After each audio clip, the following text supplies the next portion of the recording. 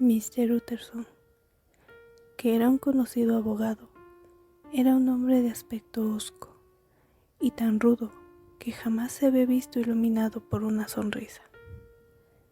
Era una persona concisa y fría en el hablar, tardo en el sentimiento, flaco, alto y con aire melancólico, y sin embargo resultaba agradable.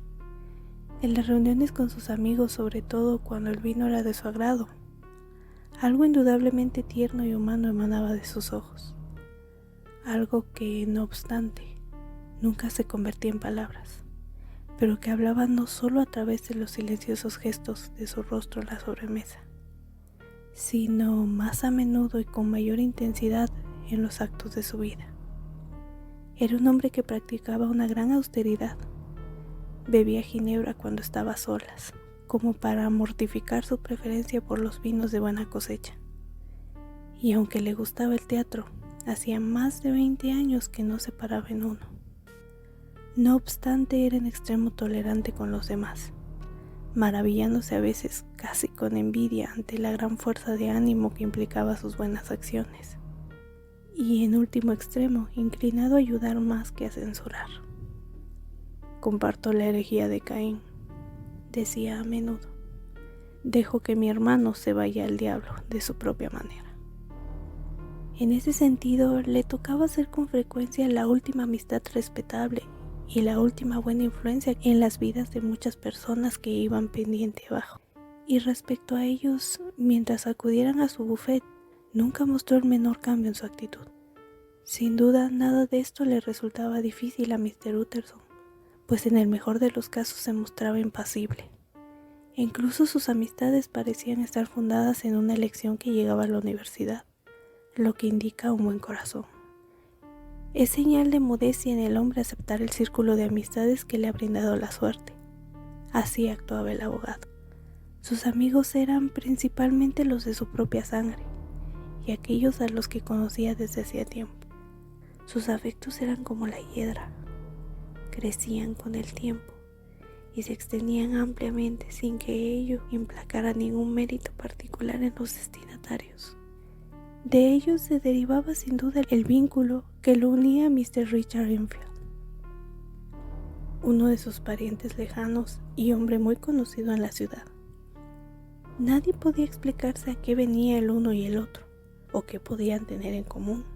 Aquellos que se tropezaban con ellos en sus paseos dominicales afirmaban que ninguno de los dos decía nunca nada, que parecían de lo más aburridos, y que celebraban con evidente alivio la aparición de algún amigo que se les uniera.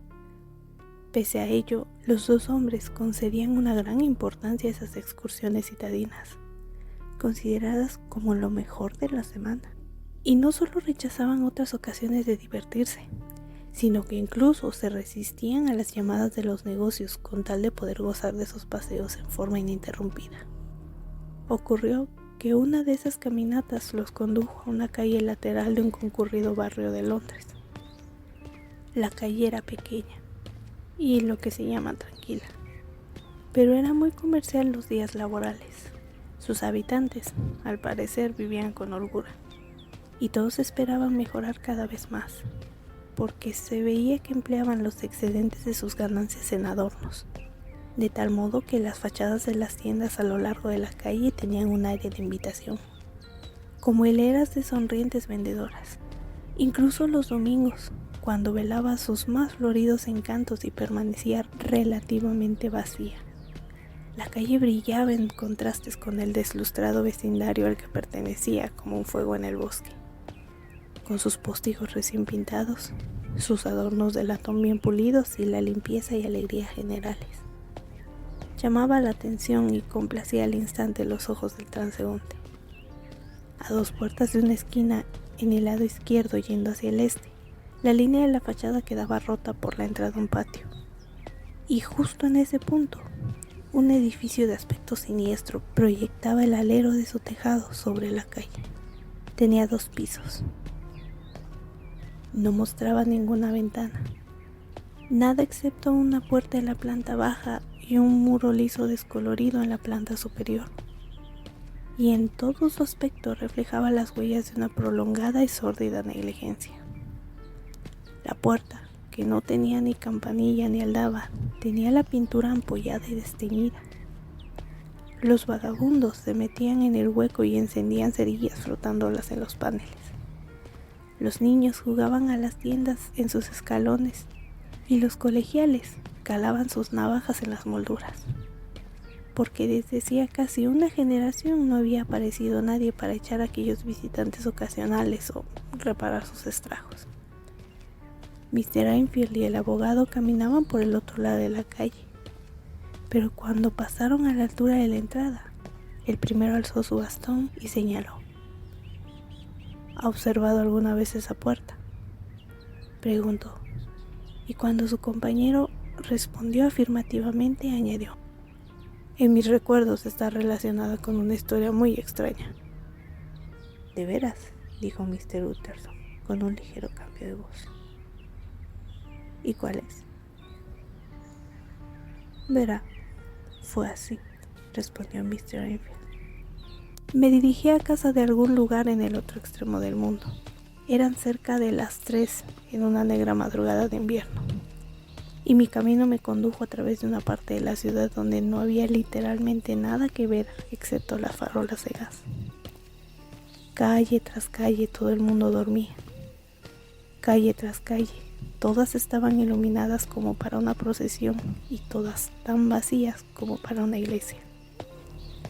Hasta que al final llegué a ese estado mental en el que el hombre escucha y empieza a ansiar ver a un policía. De pronto vi dos figuras.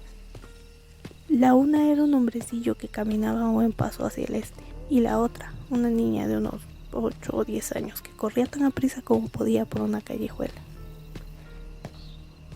Bien, señor, ambos tropezaron al llegar a la esquina, y entonces vino la parte más horrible del hecho, porque el hombre pisoteó sin ningún miramiento a la niña que había caído al suelo y la dejó llorando a sus espaldas. Contado así suena como algo que no tuviera mucha importancia, pero fue horrible de ver. Su aspecto no era el de un hombre, era el de un abominable juggernaut. Dejé escapar un grito de advertencia. Corrí hacia el hombre. Lo sujeté por el cuello y lo traje de vuelta allá donde ya se había reunido un pequeño grupo de gente alrededor de la lloriqueante niña. Se mostró completamente frío y no puso ninguna resistencia, pero me lanzó una mirada tan horrible que me hizo sudar como después de una carrera. La gente que había salido era la familia de la niña y muy pronto apareció el médico, a quien ella había salido a buscar. Bueno, la niña no tenía nada más que el susto, según el doctor. Y aquí yo pensé que terminaría todo el asunto, pero ocurrió algo curioso. Yo odié profundamente a ese hombre desde el momento en que lo vi, y lo mismo le pasó a la familia de la niña, lo que es muy natural. Pero lo que me sorprendió fue la actitud del médico. Era un tipo clásico de médico boticario, sin edad ni color particulares, con un fuerte acento de Edimburgo y tan sensible como una gaita.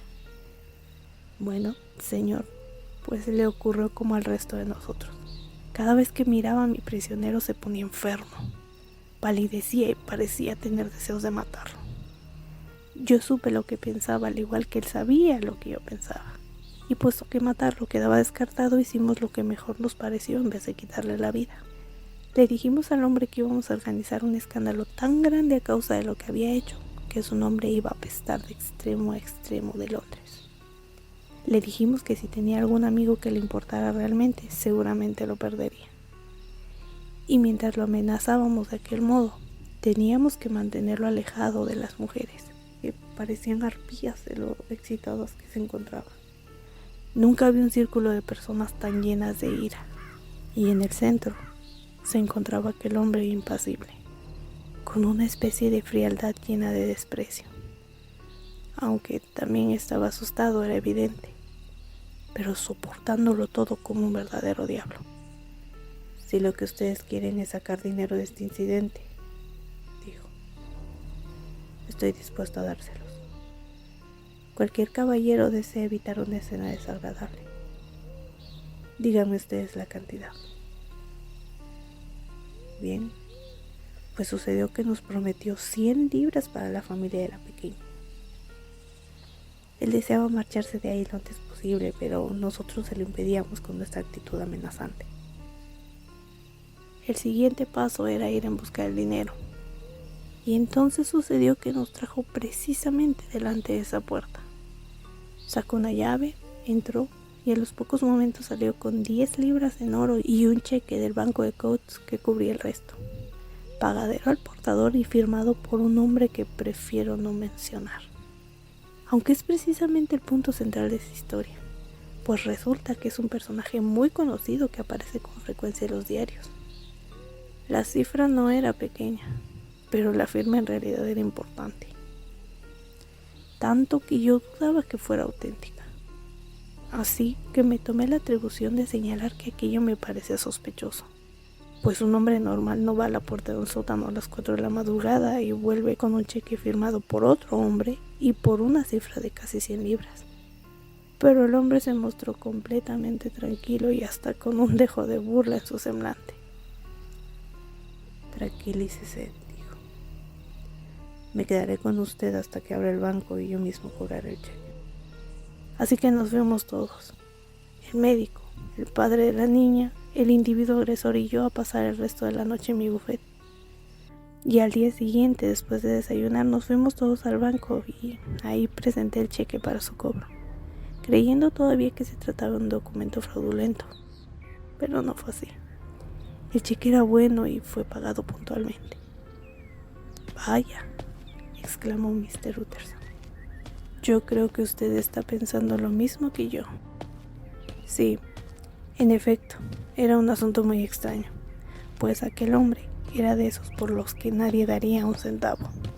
Un ser realmente deplorable, y quien había firmado el cheque era una persona muy reconocida por su honorabilidad, y más que eso, era un verdadero filántropo. Una de esas personas que se dedican a hacer el bien. Entonces yo supuse que se trataba de un caso de chantaje. Un hombre honesto que paga a un malhechor a su pesar para que no se divulgue algún desliz de juventud o algo así. Es por eso que yo llamo a ese lugar la casa del chantaje. Aunque en verdad ni siquiera esa hipótesis es suficiente para desentrañar el enigma de aquel hombre. Y con esas palabras volvió a su mutismo, sumiéndose en sus pensamientos. Pero de pronto, Mr. Utterson le preguntó: ¿Y no sabe usted si el que firmó el cheque vive aquí? En un lugar como este, respondió Enfield. No, en realidad es su dirección. Vive en una plaza, pero ahora no recuerdo el nombre de ella. ¿Y nunca quiso usted indagar más? Quiero decir, sobre esta casa de la puerta extraña, preguntó Utterson. No, preferí actuar con delicadeza, respondió Enfield. En realidad yo soy reacio a hacer preguntas. Me siento como partícipe en el día del juicio final. Lanza uno una pregunta y es como si echara a rodar una piedra. Si está sentado a lo alto de una colina y la piedra se proyecta hacia abajo, choca con otras piedras y las pone en movimiento. Y finalmente algún desafortunado, tal vez el último en el que hubiéramos pensado, resulta golpeado en la cabeza en el patio de su propia casa. Y le causas tales problemas que hasta la familia tiene que cambiar de nombre. No, señor. Yo hago mía la regla que dice que mientras más raro es el caso, hay que hacer menos preguntas. Bueno, se trata de una regla muy correcta, asintió el abogado. Sin embargo, he estudiado minuciosamente el lugar, continuó Enfield. Apenas parece una casa, pues no existe otra puerta, y por esta nadie entra o sale, excepto ocasionalmente el tipo al que me he referido.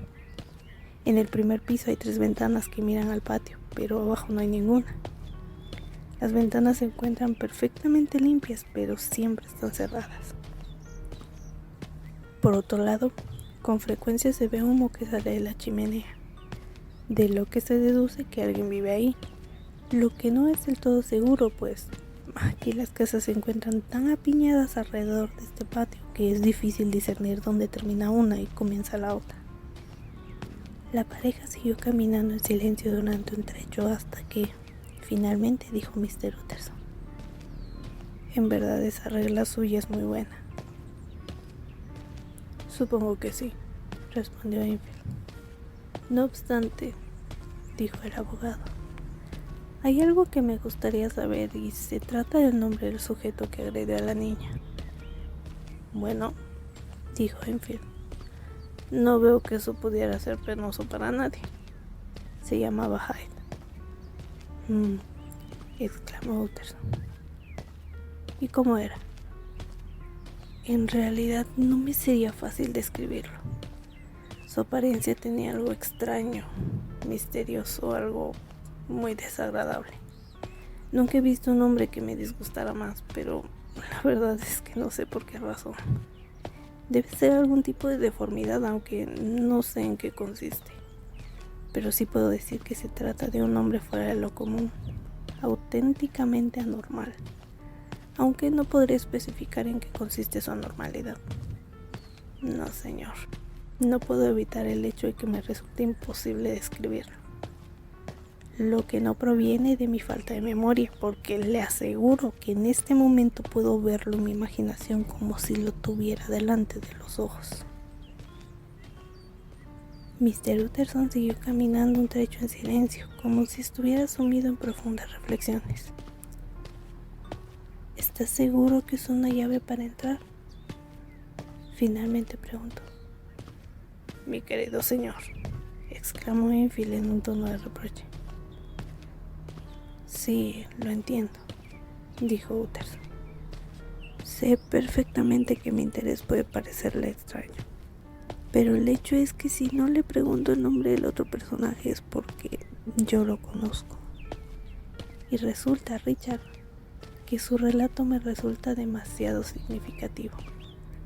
Tanto que si en algún pasaje ha sido inexacto, le suplico que lo corrija y me lo cuente de nuevo. Creo que debería haberme advertido, respondió el otro con un dejo de molestia. Pues la verdad es que he sido exacto al grado de la pedantería, como diría usted. Le aseguro que el hombre tenía una llave, y puedo asegurarle que todavía la tiene, pues lo vi usarla hace menos de una semana. Utterson suspiró profundamente, pero se abstuvo de hablar, y al final el más joven tomó la palabra. Pues ahora me resulta más clara la prudente regla de no decir nada. En realidad me siento un poco avergonzado por tener la lengua tan larga. Le propongo un trato. No hablemos más del asunto, ¿le parece?